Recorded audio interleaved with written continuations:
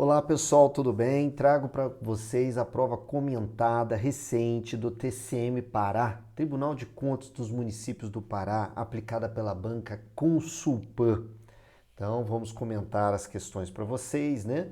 E aproveito para apresentar e mostrar para vocês que boa parte das questões, né, a maioria delas, estavam no nosso curso. Então, quem estudou lá concentrado, né, e prestou atenção, né, nas aulas escritas, nas videoaulas do nosso curso, teve uma situação diferenciada nessa prova, ok? Então, vamos lá. Então, vamos lá. Questão 31. Então, vamos começar já, né, com as questões logo. Questão 31. Nas especificações de serviço em aterros estabelecidos por norma do DENIT, o lançamento do material para a construção dos aterros deve ser feito em camadas sucessivas, em toda a largura da seção transversal e em extensões tais que permitam seu umedecimento e compactação, de acordo com o previsto no projeto de engenharia. Assim, para o corpo dos aterros, a espessura de cada camada compactada não deve ultrapassar. E aí, pessoal, qual item vocês acham que está o correto? 25, 30, 40 ou 60 centímetros a espessura máxima das camadas do corpo do aterro. Então, os nossos alunos dificilmente errariam uma questão dessa, né? Dificilmente, pessoal, porque isso aí é uma informação bem básica que a gente passa lá, logo lá no início da nossa aula de terraplanagem, né? Então, a gente já, né, um dos slides da nossa videoaula, né, sem falar da aula escrita, mas na videoaula a gente apresenta esse slide resumo sobre o corpo do aterro, né? Não se permite solo com baixa capacidade de suporte, ou seja, não se permite índice de suporte Califórnia menor do que 2% e expansão maior do que 4% no corpo do aterro, né? Espessura das camadas devem ser menor ou igual a 30 centímetros. Grau de compactação maior ou igual a 100% do prócto normal. E a variação da umidade ótima, ela pode variar, né, em até mais ou menos 3% em torno da umidade ótima, né, pré-estabelecida em laboratório, ok?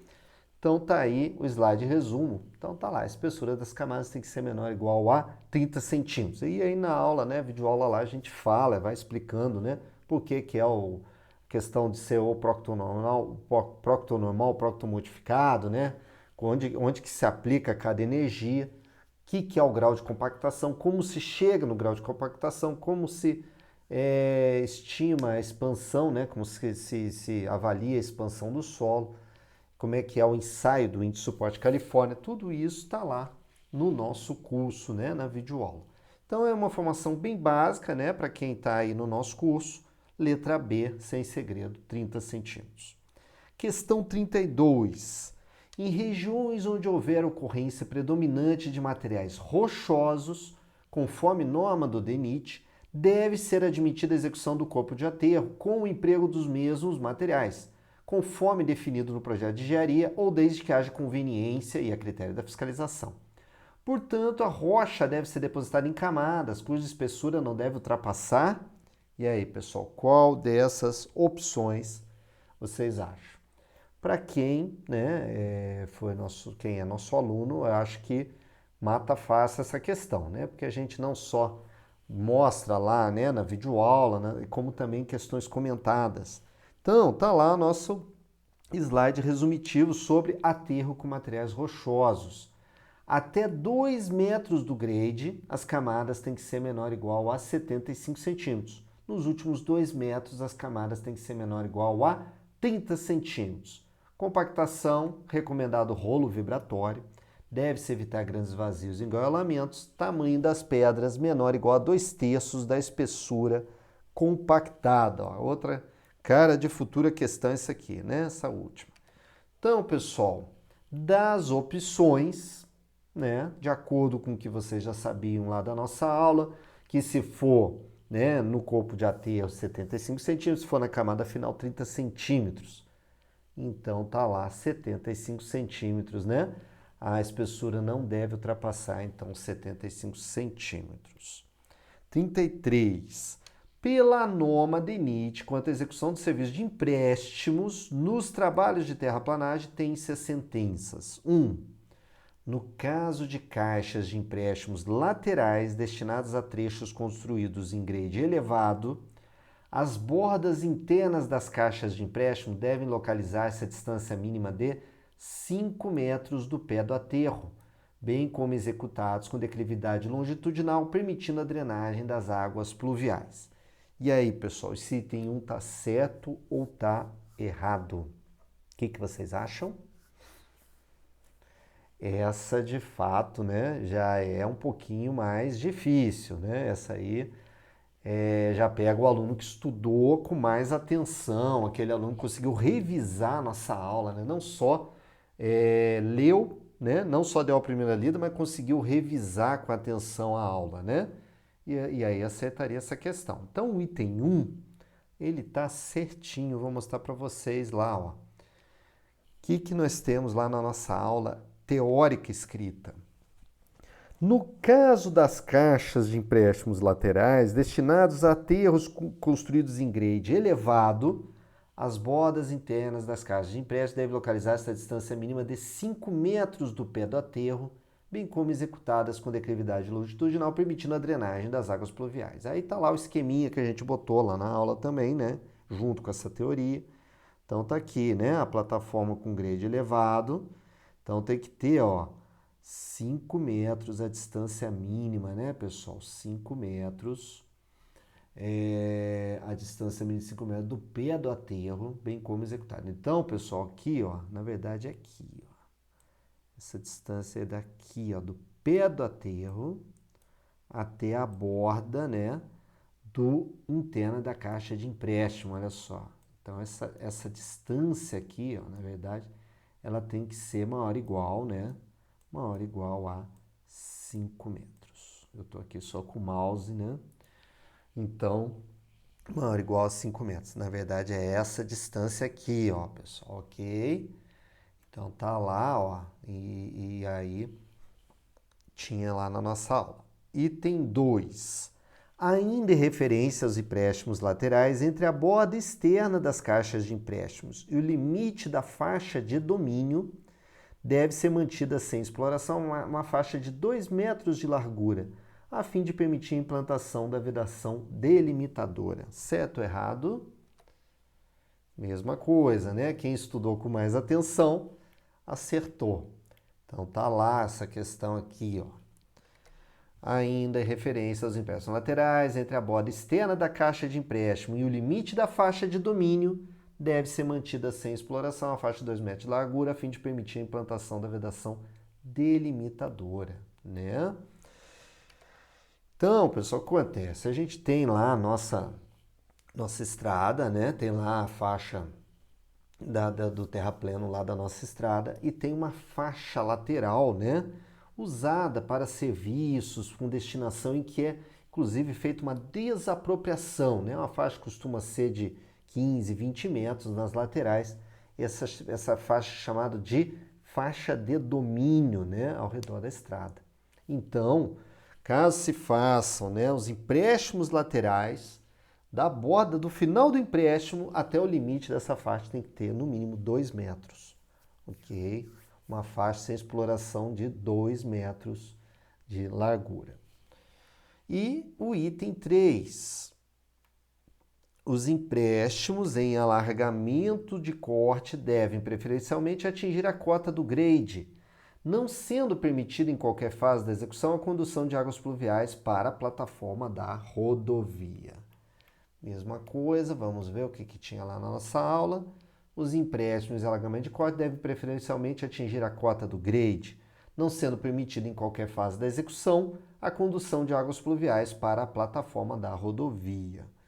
Para esses empréstimos, a faixa entre a borda externa das caixas de empréstimo e o limite da faixa de domínio deve ser mantido sem exploração a largura de 3 metros, com finalidade de permitir também a implantação da valeta de proteção e da cerca delimitadora. Olha aí, pessoal. Ok? Então tá aí, né? Todos os três itens estavam corretos, né? Questão didática sobre a questão do empréstimo, né? Empréstimo lateral, empréstimo feito com alargamento do corte. Então tá aí as regrinhas, todas estavam lá na nossa aula, né? Aqui, ó. Né? Quando você tem alargamento do corte, ó, tem que se fazer esse corte até a altura do grade aqui embaixo, né? O grade é a altura, né, a altura do pavimento. Então, pode ser o grade tanto da terraplanagem, né, como o grade do pavimento. E aí a gente tem que a altura medida no eixo, né, no eixo ou da plataforma terraplanada ou no eixo da própria rodovia acabada, né? E aí nós vamos ter aqui, ó, e aqui, ó, foi feito o corte original. Esse aqui é um alargamento do corte para empréstimo, né? E aí tem que ter no mínimo 3 metros aqui para o limite, né, da faixa de domínio. Então não há sentença incorreta. Então até aqui, pessoal, já são 3 questões, né? 3 questões que quem estudou lá o material direitinho já estaria em uma situação diferenciada em relação aos concorrentes, né? 34. Segundo a norma DENIT, cortes são segmentos de rodovia em que a implantação requer a escavação do terreno natural ao longo do eixo no interior dos limites das seções do projeto, offsets, né, ou offsets, que define o corpo estradal, o qual corresponde à faixa terraplenada. Assim, essa norma não define o tipo de corte. Então, pessoal, esses termos aí, tudo, isso aí tudo que para quem estiver lá no nosso curso já está familiarizado com esses termos, né? Caso não fique, assiste de novo o vídeo, revisa os slides, né, de suporte dos vídeos, revisa as aulas, né? Mas tem que estar, assim, bem familiarizado com esses termos. E aí vem esses 4 itens. E o que acontece? Essa questão ela explorou a norma, né? Então, explorou a pessoa com mais tempo aí para estudar, que tinha mais tempo para se preparar. Ela também foi lá e deu uma lida na norma também, né? E aí esse candidato bem diferenciado nesse caso conseguiria acertar essa questão, porque olha como é que vem a norma, pessoal. A norma lá traz as definições desses 3 tipos de corte. Ou seja, essa letra D, né, esse corte em segmento, foi um termo aí inventado pela banca, né? Então os 3 estão lá na norma, né, conforme a questão se baseia na norma, e o quarto acabou sendo inventado, ok? Então, aí mais uma questão de terraplanagem. Outra questão de terraplanagem. Conforme a norma do DENIT, a figura representa um talude de. Então, essa aqui não tinha segredo, né, pessoal? Isso aí dá para ver aí, né, o que ele mostra aqui, ó. O pé, né? A gente costuma chamar aqui, aí tem o pé, olha só, a altura, né? A altura, ou seja, isso aqui você vê que é o quê? Isso aqui para cima assim, ó, terreno de fundação, ó. Se você tem aqui o terreno da fundação, né? E aí você vai fazer um aterro aqui em cima, nós temos o quê? Essa altura e tudo? Um aterro, né, pessoal? Um talude de aterro. Então não tem segredo. E aí tá lá, né? A gente mostrou na aula, seção transversal lá, linha do contorno da fundação, do terreno natural. Se você tem um material, né, acumulado acima, você tem uma plataforma de aterro. Aqui uma seção mista, né? Então pega aqui uma seção mista. Você vai ter aterro de um lado, ó, com o pé do aterro, né? Pé do aterro, a saia ou talude do aterro, crista do aterro e por aí vai, né? Com todos os termos aqui que a gente, né, vê lá bastante na aula. Então tá aí, letra C, aterro, né? Talude de aterro. Esse também nossos alunos não erraram, né? Com certeza acertaram. As instalações portuárias públicas de pequeno porte, IP4, têm que satisfazer, dentre outros, os seguintes requisitos, exceto, aí vem aqui, generalidade, conforto, eficiência e sustentabilidade. Mesma coisa, quem estudou, né, nossa aula de obras portuárias teria condições de acertar essa questão, né? Então o candidato aí, nosso aluno também ficou diferenciado aqui. Por quê? Olha lá o que constava na nossa aula, né? O IP4 tem como objetivo prover municípios localizados às margens dos rios que dependem exclusivamente do transporte hidroviário, de instalações que forneçam segurança nas operações de embarque e desembarque de passageiros e insumos como medicamentos, gêneros alimentícios, vestuários, entre outros. né? O DENIT que é responsável pelos IP4. Criadas pela Lei 12.815 de 2013, as instalações portuárias públicas de pequeno porte, ou IP4, têm que satisfazer requisitos de eficiência, segurança, atendimento ao interesse público, generalidade, conforto, cortesia na prestação dos serviços e preservação do meio ambiente. Além disso, precisam constar do Sistema Nacional de Aviação, operar exclusivamente com embarcações de navegação interior, exclusivamente, né? Com embarcações de navegação interior e estar fora da poligonal do porto organizado. Então, pessoal, qual o termo que não se encontra aí na literalidade do que consta, né, na descrição do DENIT sobre o IP4? Sustentabilidade, ok? Então, quem estava um pouquinho mais afiado aí no nosso material teria condições de se diferenciar aí da concorrência também com essa questão. Outra questão, Resolução CONAMA 237, tem-se as seguintes proposições. O prazo de validade da licença de operação deverá considerar os planos de controle ambiental e será de, no mínimo, 4 anos. E aí, pessoal, certo ou errado? Vamos ver. As outras aqui, o prazo de validade da licença prévia deverá ser no mínimo de 5 anos. E o prazo de validade da licença de instalação não poderá ser superior a 6 anos. Vamos ver o que constava lá na nossa aula de meio ambiente, né? Então estava lá, ó, era uma questão, né, comentada. Então por isso que é importante ler não só a teoria, mas também ler os comentários das questões, porque engenharia civil é tão amplo, né, para concurso, que a gente precisa usar as questões para poder ampliar a abrangência do conteúdo, né? Então tá lá, o órgão ambiental competente estabelecerá os prazos de validade de cada tipo de licença, especificando-se no respectivo documento, levando em consideração os seguintes aspectos. O prazo de licença prévia deverá ser, no mínimo, o estabelecido no cronograma de elaboração dos planos, programas e projetos relativos ao empreendimento ou atividade, não podendo ser superior a 5 anos. Então, pessoal, esse item aqui da licença prévia, então, deverá ser de no máximo, né? No máximo, pessoal, no máximo 5 anos. Ok? Então, não pode ser superior a 5 anos, tá? É no máximo 5 anos. O prazo de validade da licença de instalação deverá ser, no mínimo, o estabelecido pelo cronograma de instalação do empreendimento ou atividade, não podendo ser superior a 6 anos. Olha lá, a licença de instalação não poderá ser superior a 6 anos, certinho. E o prazo de validade da licença de operação deverá considerar os planos de controle ambiental e será de, no mínimo, 4 anos e, no máximo, 10 anos. Então tá lá, o prazo de validade da licença de operação deverá considerar os planos de controle e será de no mínimo 4 anos. Perfeito. Então é isso, né? Então qual é? Somente a 2, né? Somente a 2 é a incorreta letra B. Então essa aí certamente os nossos alunos acertaram, né? Não perderam um tipo de uma questão como essa. 38, pessoal. 38 dependerá da elaboração do EIA e do RIMA, né?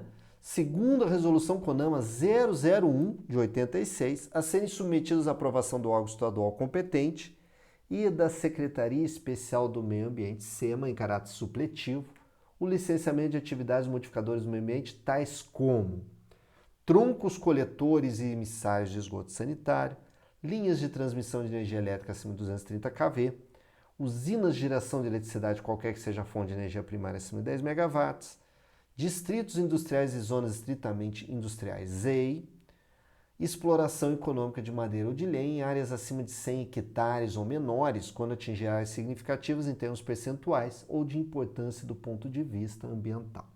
Está correto o que se afirma em... E aí, pessoal?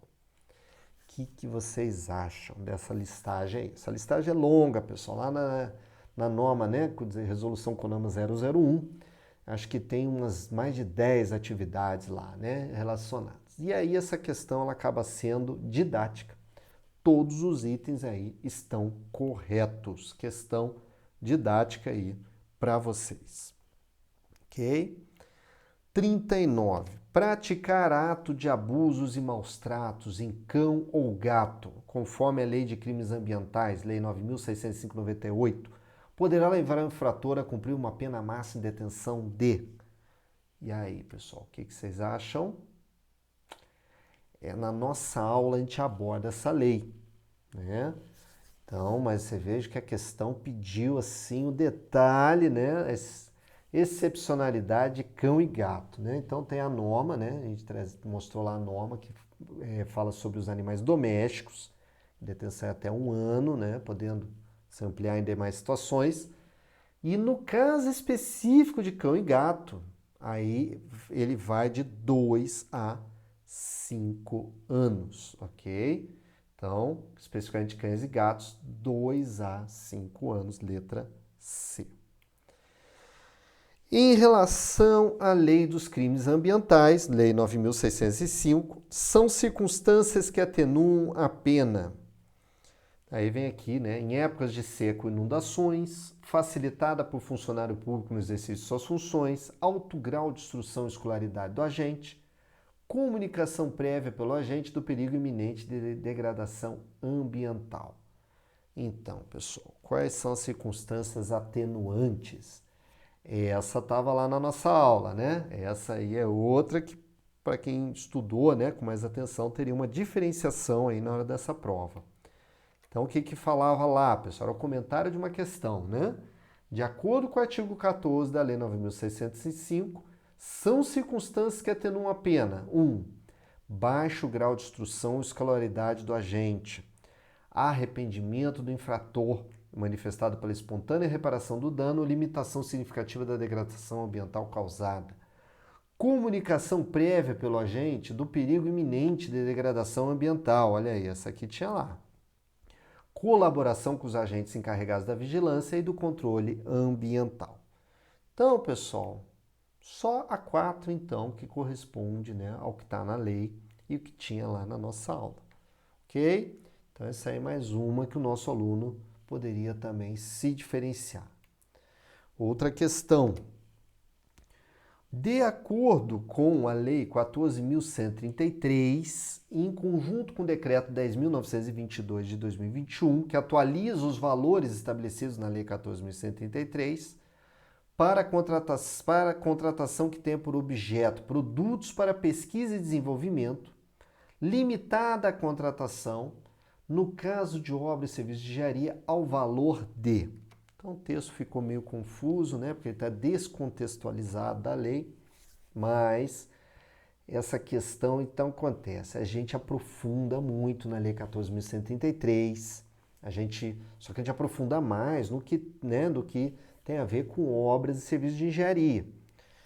E nesse caso a gente mostrou lá, sim, né? No caso a gente mostrou o valor original, 300 mil, só que tem que ficar esperto com as atualizações que costumam ter periodicamente, né? Quase que anualmente desses valores. E ainda teve uma confusão, que a data do edital, né? A data do edital, ela veio um pouco antes da nova atualização, que veio depois desse decreto aí. Então isso complicou. E para complicar ainda mais, ou seja, a banca quis realmente derrubar os candidatos, ainda botou o valor da nova atualização aqui na letra C, né?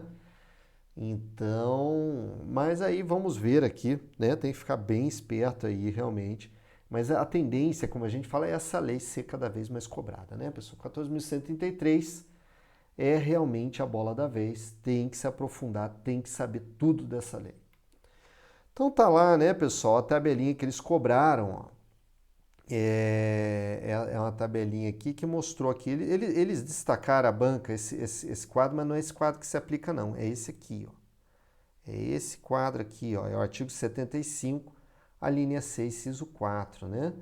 É esse aqui que fala do que a questão, né, que trata do que a questão lá está mostrando. E aí eu já mostro para vocês a nova tabela, né? tabela que está vigente agora em 2023, ela está vigente desde 29 de dezembro de 2022. Então, os valores que eram de 300 mil, agora estão 343 mil. O valor que era 100 mil, agora está 114. 50 mil está 57. O valor que era 200 milhões, né, obras e serviços de grande vulto, ó, agora está 228 milhões, valor atualizado, 200 milhões em valor original da lei. Aqui, ó, licitação dispensável para obras e serviços de engenharia, ó, era 100 mil, lá na lei está 100 mil, né? Hoje em dia já está em 114 mil. A licitação dispensável, né? Que pode-se contratar diretamente uma empresa para executar uma obra de serviço de engenharia de até 114 mil reais. Outros serviços se compra, produtos de pesquisa, e no caso de obras, né? De obras e serviços de engenharia ali relacionados a produtos de pesquisa lá. Era 300 mil, valor original da lei, agora está 343 mil. 249,96, né? Olha só o limite do contrato verbal, pessoal, R$ 11.400, né? E para manutenção de veículos automotores era 9 mil, agora está 9.153. Beleza? Então tá aí a tabelinha, os valores da nossa lei, né, de licitações atualizados aí já pelo segundo decreto após a lei. Então tá aqui o que traz, né? Então aqui, o que traz esse artigo 37, parágrafo 2º, né? Que aqui eu só citei o artigo. Serviços técnicos especializados de natureza predominantemente intelectual, são aqueles realizados relativos a. Então aqui, ressalvados os casos de inexigibilidade de licitação, na licitação para a contratação de serviços técnicos especializados de natureza predominantemente intelectual, previsto nas alíneas A, D e H do inciso 18 do caput do artigo 6º da Lei, né, 14.133, cujo valor estimado da contratação seja superior a 300 mil reais, agora atualizado está 343 mil, o julgamento será por melhor técnica ou por técnica e preço na proporção de 70% de valoração da proposta técnica. E o que diz o artigo 6º, né, inciso 18, serviços técnicos especializados de natureza predominantemente intelectual, aqueles realizados em trabalhos relativos a estudos técnicos, planejamentos, projetos básicos e projetos executivos, fiscalização, supervisão e gerenciamento de obras e serviços, controles de qualidade tecnológico, análise, testes e ensaios de campo laboratoriais, instrumentos e monitoramento de parâmetros específicos de obras e meio ambiente e demais serviços de engenharia que se enquadram na definição deste inciso. Então, verifique que são serviços importantes para a nossa área de obras e serviços de engenharia, esses aí, né? Que estão previstos lá, né? Aqui nesse caso, artigo 37, parágrafo 2º. Então, e aí, o que é importante para esse tipo de serviço? Vocês vejam, desde a contratação de projeto básico, anteprojeto, planejamentos, projeto executivo, fiscalização, supervisão e gerenciamento, né? Os fiscais são representantes da administração, mas eles podem ser assessorados por empresas que prestam esse serviço, né? Então, se for contratar uma empresa, né, de gerenciamento de obras e serviços, né, para apoiar a fiscalização, então, e aí o valor da contratação superar 300 mil, né, originalmente 343 mil atualmente, o julgamento, né, dessa competição, dessa proposta, tem que ser por o melhor técnica ou por técnica e preço na proporção de 70% de valoração da proposta técnica em relação ao preço, 30% preço, 70% a parte técnica, né, do peso da proposta. Ok? E o artigo 70, que é o outro lá, que está lá, né, que a gente botou o artigo 70 caput, 300, também é 300 mil limite, né, 343 atualmente. A documentação referida nesse capítulo poderá ser, né, de habilitação dispensada, total ou parcialmente, nas contratações para entrega imediata, nas contratações de valores inferiores a 1/4 do limite da dispensa de licitação para compras em geral e nas contratações de produtos para pesquisa e desenvolvimento até o valor de 300 mil reais, né? 343 hoje em dia, ok? Então tá aí, né? Esse aqui é de acordo, né? Esse valor é o que estava lá nesse decreto de 2021. Atualmente, né? Atualmente, se for atualizar isso aqui, estaria agora esse novo valor. Ok? Então tá lá, né? A partir de 29 de dezembro de 2022 está aqui o novo valor. Então a questão assim, foi relativamente cruel, né? Só tinha que se atentar porque o candidato, como já estava em 2023, então a grande pegadinha dessa questão foi quando eles botaram aquele 343, que aí confundiu, né? Que aí para o candidato lembrar que a data do edital é anterior à data do novo decreto, e aí, né, porque vale a data do edital, né, o que está vigente da data do edital. Então a banca foi cruel ao botar um valor lá da nova atualização, né? A nova lei de licitações, Lei 14.133, estabelece normas gerais, tal. Aí não vale a pena ler isso tudo, né? Com relação a essa lei, tem-se as sentenças. 1. A licitação será conduzida por agente de contratação, pessoa designada pela autoridade competente, entre servidores efetivos ou empregados públicos dos quadros permanentes da administração pública, para tomar decisões, acompanhar o trâmite da licitação, dar impulso ao procedimento licitatório e executar quaisquer outras atividades necessárias ao bom andamento do certame até a habilitação. E aí, pessoal, certo ou errado? O que vocês acham?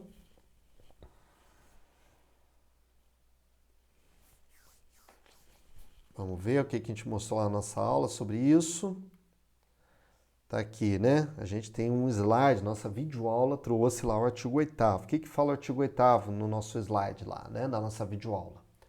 A licitação será conduzida por agente de contratação, pessoa designada pela autoridade competente entre servidores efetivos ou empregados públicos dos quadros permanentes da administração pública, para tomar decisões, acompanhar o trâmite da licitação, dar impulso ao procedimento licitatório e executar quaisquer outras atividades necessárias ao bom andamento do certame até a homologação. Como é que veio lá, pessoal? Até a habilitação. A banca foi cruel, né, pessoal? Pegadinha, né? Pegadinha, a banca foi cruel. Mas faz parte do jogo, né? Tem que ficar esperto com a cobrança sobre a Lei 14.133. Então tá errada, né? Então aqui é até a homologação. Item 2. Os atos praticados no processo licitatório são públicos, ressalvadas as hipóteses de informações cujo sigilo seja imprescindível à segurança da administração e do Estado, na forma da lei. Certo ou errado? Vamos ver, né, pessoal? Tem cara de certa, né? Mas vamos olhar lá, ó. Essa aqui, ó. Aqui. Então, o que fala o artigo 13 da lei 14.133? Os atos praticados no processo licitatório são públicos, ressalvadas as hipóteses de informações cujo sigilo seja imprescindível, a segurança da sociedade e do Estado na forma da lei. E aqui veio da administração. Brincadeira, hein? Então, pessoal, vocês vejam aí mais uma pegadinha, né? Segurança da sociedade e do Estado. E o 3, os itens de consumo adquiridos para suprir as demandas das estruturas da administração pública deverão ser de qualidade comum, não superior à necessária para cumprir as finalidades às quais se destinam, vedada a aquisição de artigos de luxo. E essa 3 aí, pessoal, correta, certinho, de acordo com o artigo 20 da Lei 14.133. Então, a 1 e 2 são incorretas. Questão cruel, né, pessoal? Essa questão foi braba mesmo. 43. Quando da instrução do processo licitatório, conforme a nova lei de licitações, né, a administração poderá convocar audiência pública, presencial ou à distância, na forma eletrônica, sobre licitação que pretenda realizar, com disponibilização prévia de informações pertinentes, inclusive de estudo técnico preliminar, e elementos do edital de licitação, e com possibilidade de manifestação de todos os interessados, com antecedência mínima de... E aí, pessoal, e esse prazo aqui? Qual é esse prazo aí para convocar audiência pública? de licitação. Então tá lá, artigo 21 da Lei 14.133, 8 dias úteis é a antecedência. Então, outra questão, né, da Lei de Licitações mostrando que tem que estar afiado em toda a lei, né? A nossa aula, pessoal, a gente foca mais na parte de obra, né? Obra pública, o que interessa para a parte de obras e serviços de engenharia. Mas percebam que as provas, né, mesmo a de engenharia, está cobrando tudo que tem nessa lei aí. Infelizmente, né? Porque na parte de engenharia podia vir só engenharia e na parte geral, direito administrativo, aí sim cobra, né? Esses detalhes aí que tem a ver com compra imediata, tudo que não tem relação com obra, né? Esse tem, né? Porque a audiência, a obra pode ser objeto sim de audiência. 44. Mistura rápida na estação de tratamento de água para abastecimento público é a operação destinada a dispersar produtos químicos na água a ser tratada, em particular no processo de coagulação. Assim, o uso de bombas de recalque de água bruta como dispositivo para mistura de coagulantes somente deve ser permitido se, além de atendidas outras condições, também forem cumpridas mais as seguintes. 1. A instalação de bombeamento possa ter somente uma bomba em funcionamento. 2. Caso exista possibilidade de funcionarem bombas em paralelo, a cada bomba corresponde um dosador. E 3. Os produtos químicos utilizados não atinjam concentrações que os tornem agressivos às bombas. E aí, pessoal? O que vocês acham dessa 1, 2 e 3? Então, essas três estão corretas, pessoal. Questão didática, né? Tá aí mais uma informação didática sobre a norma 12.216, né, de 92, projeto de estação de tratamento de água para abastecimento público. A gente adota essa norma, traz muitas informações dela na nossa aula, né, sobre tratamento de água, na parte de obras hídricas, e tá aí, né, uma questão didática agora sobre o uso da bomba, né, bomba centrífuga para realizar a mistura rápida, né, para coagulação dos produtos necessários aí para o início da limpeza da água, né? Outra questão. Essa estava, né? Essa estava lá na nossa aula agora, essa aqui. Outra aqui, questão complexa, né? Mas quem estudou, né, a fundo, outra questão para se diferenciar aí do senso comum. Filtros rápidos na ETA são unidades destinadas a remover partículas em suspensão em caso de a água a tratar ser submetida a processo de coagulação, seguido ou não de decantação, ou quando comprovado que as partículas capazes de provocar turbidez indesejada possam ser removidas pelo filtro sem necessidade da coagulação. A água de lavagem pode provir de reservatório elevado, situado em cota suficiente para garantir a lavagem contra a corrente, né, dos filtros rápidos. Assim, dentre outros, a vazão do sistema de recalque de água para o reservatório deve ser capaz de enchê-lo em. Então, vocês vejam, pessoal, é uma informação bem específica, né? Bem específica. Muito difícil o candidato aceitar uma questão dessa, né? Acho que até para quem é especializado nessa área, não sei se aceitaria, que é uma informação bem específica mesmo. Vocês vejam, né? A vazão do seu tempo, né? O tempo para se encher o reservatório que vai ser utilizado, né? Para poder, né? A água de lavagem para poder ter água de lavagem. Vamos ver. Então tá lá na nossa aula, né, pessoal? Aula de tratamento de água. Então vem aqui, ó. No dimensionamento do reservatório da água de lavagem, o tempo mínimo de lavagem deve ser de 10 minutos e a velocidade de lavagem não deve ser inferior a 60 centímetros por minuto. Em caso de filtro de fluxo ascendente, a velocidade mínima de lavagem deve ser de 80 centímetros por minuto e o tempo de lavagem mínimo de 15 minutos. A vazão do sistema de recalque de água para o reservatório de água de lavagem deve ser capaz de enchê-lo em 60 minutos. E aí as calhas de coleta de água e lavagem devem ter o fundo localizado acima e próximo do leito filtrante expandido. Então tá lá a letra A, 1 hora. Então estava lá na nossa aula escrita, né, essa informação. Então, para quem estudou aí mais profundamente, revisou e tudo, tinha condição de se diferenciar da concorrência aí nessa questão aí de difícil acerto, né? pelo cidadão comum. Numa estação de tratamento de água, a distribuição de água para um conjunto de decantadores de igual capacidade deve ser feita de modo que dela resulte vazões aproximadamente iguais e vazões proporcionais para unidades desiguais. Em qualquer dos casos, o desvio máximo da vazão não deve ultrapassar quantos por cento, pessoal, da vazão nominal de cada unidade?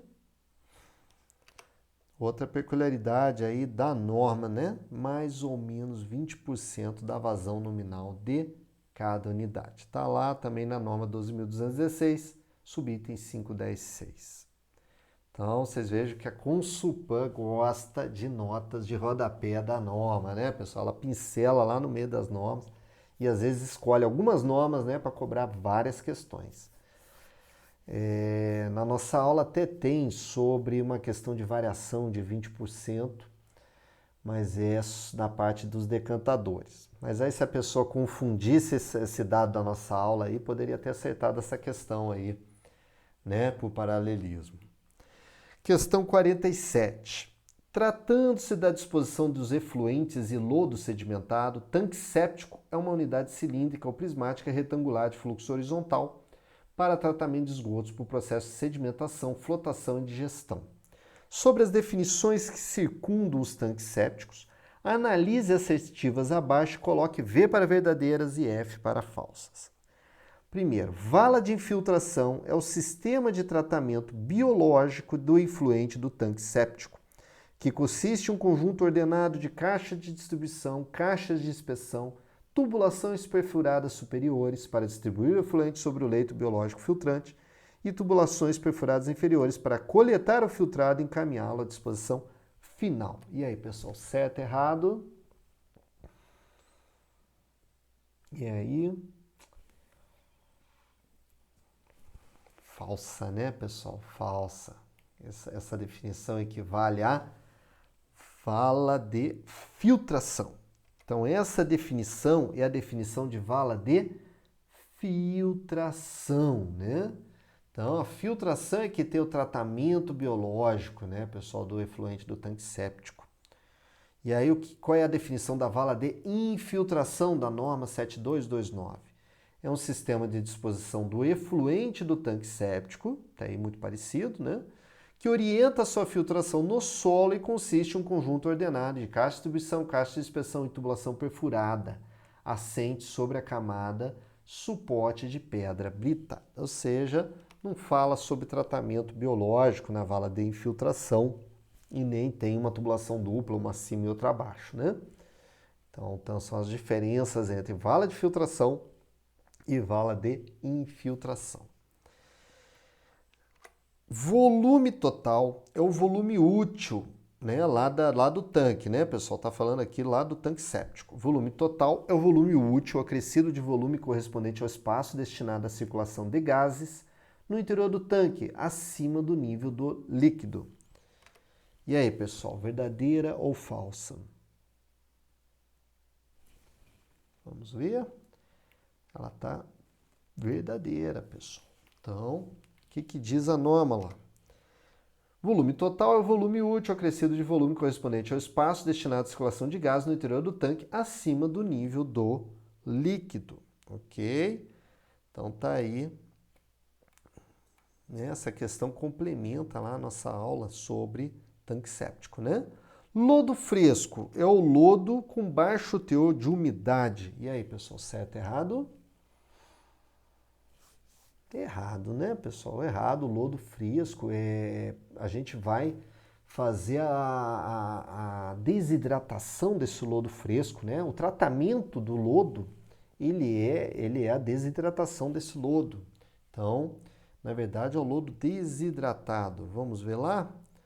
Então, é o lodo chamado de digerido, né, pessoal? Lodo digerido, que é o lodo com baixo teor de umidade, ok?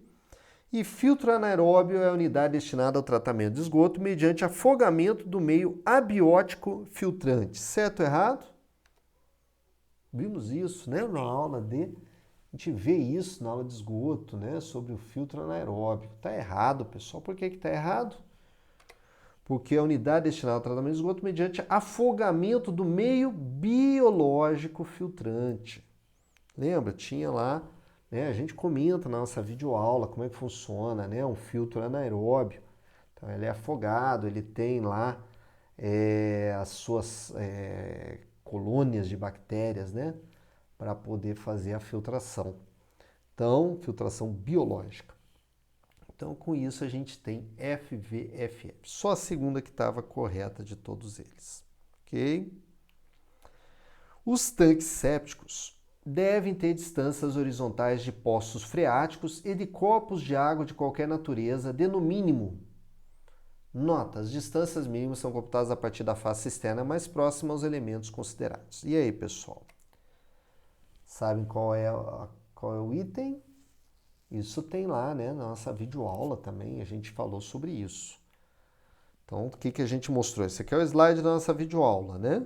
Os tanques sépticos devem observar as seguintes distâncias horizontais mínimas: 1,5 m de construções, limites de terreno, sumidouros, valas de infiltração e ramal predial de água, 3 metros de árvores de qualquer ponto da rede pública de abastecimento de água, 15 metros de poços freáticos e de corpos de água de qualquer natureza. Então, letra B, 15 metros. Nossos alunos se diferenciaram também nessa questão. 49. Com relação às estações de tratamento de esgotos sanitários, desaguamento é a operação unitária ou composta, na qual a umidade do lodo é reduzida ou aumentada, pessoal. E aí, o que vocês acham? Essa os nossos alunos se diferenciaram também, né, pessoal? Estava lá na nossa aula. Olha lá o que a gente trouxe na nossa aula. Essa questão, ó. Isso aqui é na videoaula, né? A videoaula a gente comentou essa questão, ó.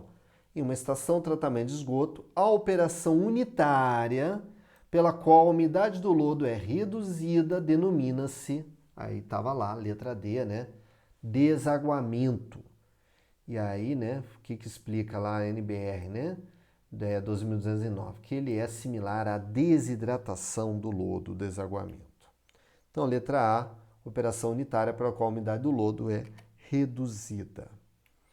Questão 50. Razão de recirculação, conforme norma que trata das estações de tratamento de esgotos sanitários, é a relação entre a vazão de recirculação e a vazão, máxima, média ou mínima, efluente ou afluente à unidade. O que vocês acham, pessoal?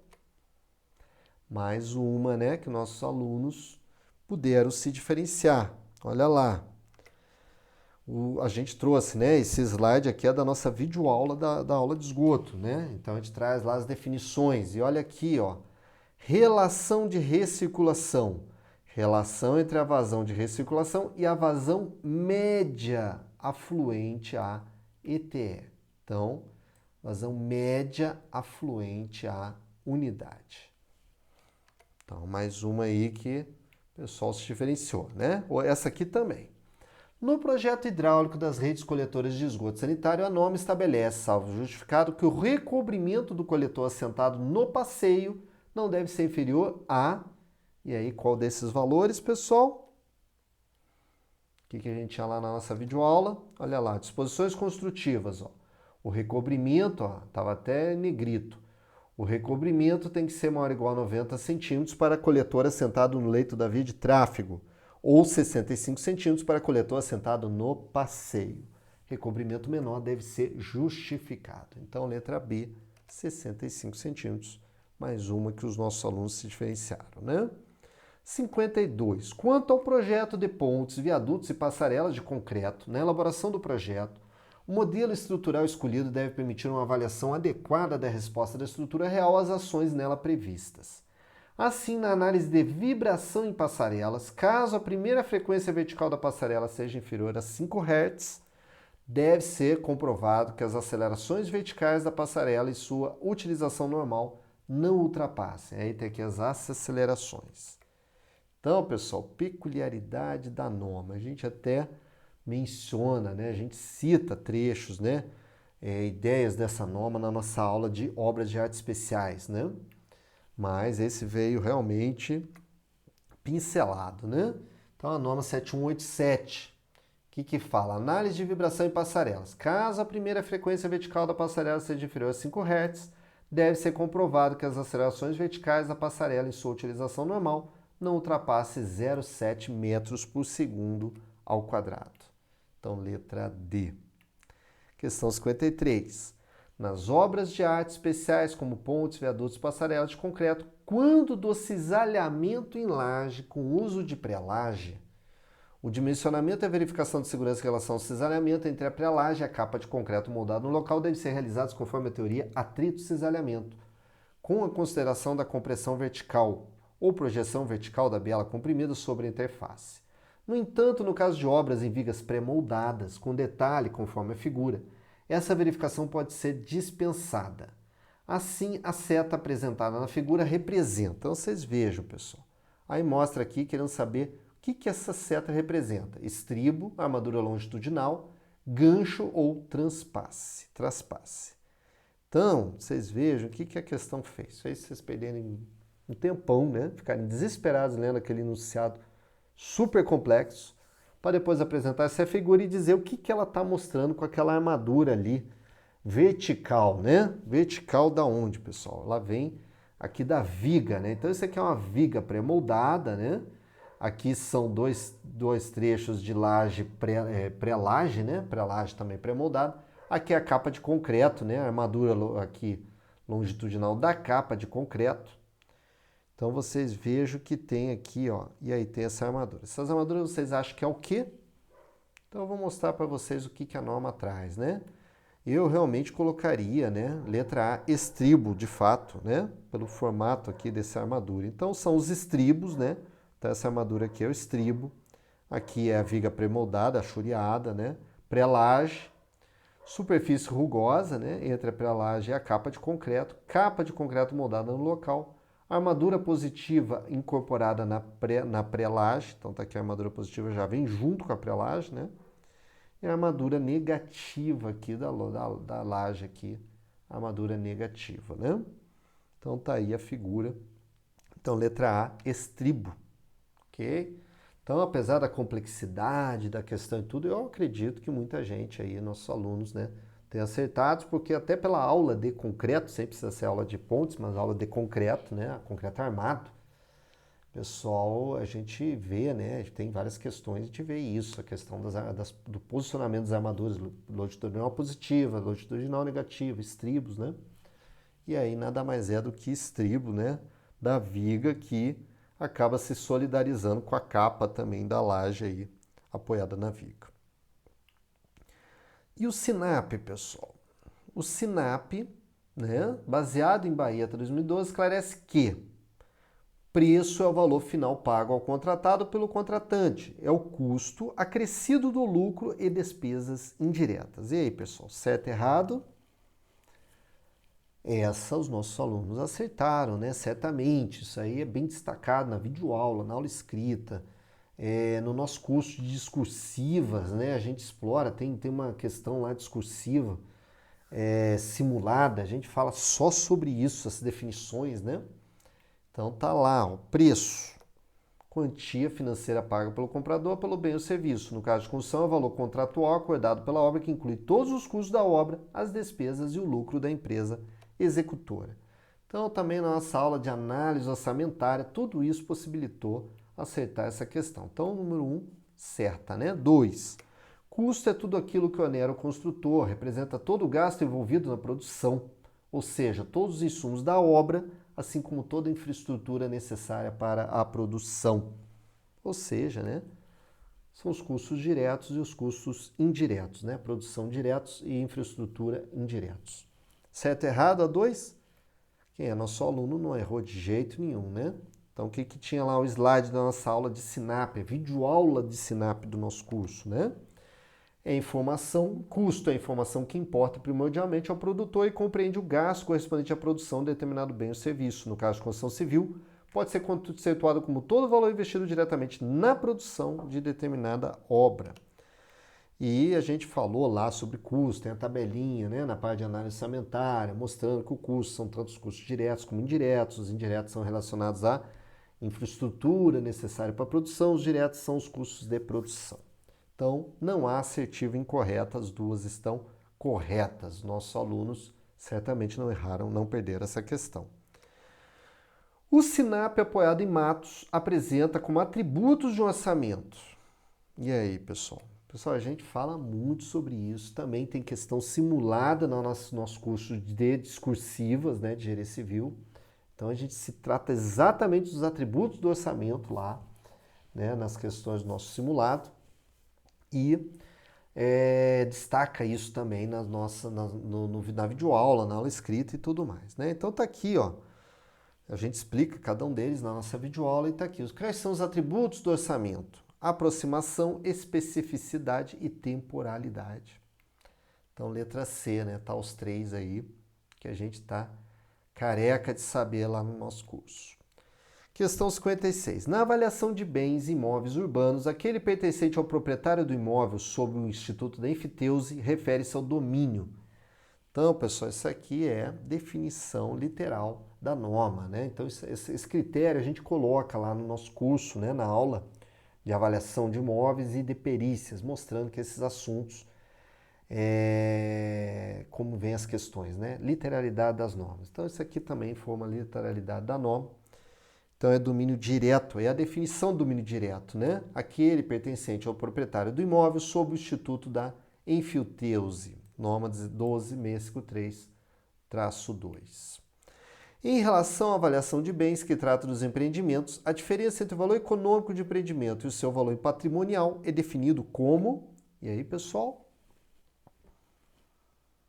Então, vamos ver lá o que a gente viu na nossa aula escrita. Então, a gente trouxe as definições, né? E aí tá lá, ó, goodwill. Olha lá, o goodwill. Diferença entre o valor econômico de um empreendimento e o seu valor patrimonial, letra A. Ok? Estava lá na nossa aula. 58. Segundo a norma que trata do projeto e execução de fundações, a interação fundação-estrutura são os processos de análise estrutural que consideram. Então, se é interação, né, pessoal? Separadamente as deformalidades ou conjuntamente? Conjuntamente, né? Das fundações e da infraestrutura e da superestrutura. Da infraestrutura não faz sentido, porque senão a gente está falando a mesma coisa, né? Entre as fundações e as fundações. Então sobrou quem? A letra C. Eu acredito que ninguém tenha perdido essa, né? Letra C, entre as fundações, né? Compatibilidade, né, das deformalidades entre fundações e superestrutura é a famosa interação fundação-estrutura, né? Então não podia ser a última porque a própria fundação é a infraestrutura. Questão 59. A tensão de trabalho da estaca corresponde à carga de trabalho dividida pela área de seção transversal, denomina-se carga de trabalho de estacas, carga de ruptura de serviço ou admissível. E aí, pessoal, o que vocês acham? Carga de trabalho das estacas, né? Carga de trabalho está lá das definições da norma 6122. Nas investigações complementares de campo, o ensaio que no interior do terreno ou no solo permite a obtenção de propriedades de resistência e tensão de formação do material é o ensaio expansivo dilatométrico de placa ou pressiométrico. E aí, pessoal, o que vocês acham? Então, eu trouxe aqui para vocês o que a norma 6122 traz sobre os ensaios, né? Alguns deles. Então, ele prevê o ensaio de cone, ou o ensaio do peso-cone, né? CPTU. Ele permite a medida da poropressão gerada durante o processo de cravação e, eventualmente, sua dissipação. O que é poropressão? Poropressão, né? Para quem é nosso aluno, assistiu a aula lá de mecânica dos solos, né? Acho que TCM São Paulo, TCM Pará não tinha, né? Mecânica dos solos, porque não estava no edital. Mas é a pressão neutra, né? Então dissipa a pressão neutra. Aquela pressão da água contida nos vazios do solo quando você transmite, né, uma tensão de compressão devido à cravação da estaca, você está transmitindo tensão para a água, né, dos poros, e aí a tendência, né, essa água ela acabar tentando se dissipar pelos vazios, né? Então cria-se uma onda de tensão aí. Ensaio de palheta ou vaniteste. Este ensaio é empregado na determinação da resistência ao cisalhamento não drenada de solos moles. Olha aí, ó. Vaniteste. Ensaio de placa é uma prova de carga direta sobre o terreno com o objetivo de caracterizar a deformabilidade e resistência do solo sob carregamento de fundações rasas. E o ensaio pressométrico. Esse ensaio consiste na expansão de uma sonda cilíndrica no interior do terreno em profundidades pré-estabelecidas. Dependendo do modo de seção do pressiômetro no solo, pode ser classificado como pressiômetro em pré-furo ou de Menard autoperfurante. O ensaio permite a obtenção de propriedades de resistência e tensão de formação do material, pessoal. Então tá aqui, letra D, ensaio pressiométrico. Questão 61. Conforme a norma 6122, 2022, fundação profunda que não é executada por perfuração rotopercussiva. Isso aí, o nosso aluno não errou isso aí, né? Então tá lá as opções. Qual dessas não é por perfuração rotopercussiva? Então temos lá, o nosso slide da nossa videoaula lá de fundações. Estaca Strauss, estaca executada por perfuração do solo com sonda ou piteira e revestimento total com camisa metálica, realizando gradativamente o lançamento pelo aumento concreto com retirada simultânea do revestimento. Então, não tem nada de rotopercussiva aqui, né, pessoal? É a escavação feita com sonda ou piteira. Então tá aí, resolvido, já é essa que não tem, a escavação rotopercussiva, perfuração rotopercussiva. Estaca raiz. Estaca armada e preenchida com argamassa, cimento e areia, moldada em loco, executada por, a gente destaca essa aqui, é o diferencial da estaca raiz, executada por perfuração rotativa ou rotopercussiva, revestida integralmente no trecho em solo por um conjunto de tubos metálicos recuperáveis. E microestaca ou estaca injetada. A microestaca é uma estaca moldada em loco, executada através de perfuração rotativa com tubos metálicos, revestimento, ou rotopercussiva por dentro dos tubos, no caso de matacão ou rocha. Ok? Essa estaca é armada e injetada com calda de cimento ou argamassa, através de tubo manchete, visando aumentar a resistência ao atrito lateral. Ficar esperto com essas palavrinhas e termos chaves e diferenciais, Para concurso, isso é bem importante. Então, isso aí estava na nossa aula escrita também. Então, tá lá a letra A, estaca Strauss, Não é executada por perfuração rotopercussiva. Então, mais uma questão aí para não ter dúvida, 62. Outra questão que o nosso aluno pôde se diferenciar também. Quando da sondagem do solo para simples reconhecimento com SPT, Standard Penetration Test, e com relação ao estado de compacidade e consistência para um solo do tipo argilas e siltes argilosos, quando o índice de resistência e penetração for igual a 6, o solo é designado como, pessoal? E aí, na nossa aula, na videoaula, a gente mostra essa tabela aqui da norma, da 6484/2020. Então, para argilas e siltos argilosos, N igual a 6 está aqui, Então, nós temos aí, no caso, a consistência média, pessoal? Então, nós temos lá consistência média. Compacidade é para solos arenosos. Esse outro que o nosso candidato também se diferenciou nessa questão. Para uma melhor qualidade do concreto, uma estrutura em concreto protendido, a relação em massa da água-cimento para a classe de agressividade do tipo 3 deverá ser menor ou igual a. Pessoal, a gente mostra, revisa essa tabela várias vezes. Então tá lá a tabelinha. Então aqui, concreto protendido, agressividade 3, a relação água-cimento tem que ser menor ou igual a 0,50. E aí, nas instalações elétricas de baixa tensão, quando a seção do condutor fase for de 14 milímetros quadrados, a seção mínima do condutor de proteção deverá ceder. Observação, condutores fase de proteção, ambos são de cobre. Então, pessoal, a gente tem lá na nossa aula escrita, a gente tem essa tabelinha, ela está até cortada entre uma página e outra, Então, a tabelinha, a seção dos condutores, fase e seção mínima do condutor de proteção. Então, se for menor ou igual a 16 milímetros, a seção do condutor de proteção é igual. Entre 16 e 35, a seção mínima do protetor é 16. E se for maior do que 35, então vai ser metade de proteção. Ok? Então vai ser 14 milímetros mesmo, igual a do condutor fase. em um projeto elétrico de baixa tensão baseado na norma 5410 de uma sala quadrada de área 129,96, a quantidade mínima de tomadas deverá ser de... A gente viu lá o que na nossa aula? A gente viu isso aqui, ó.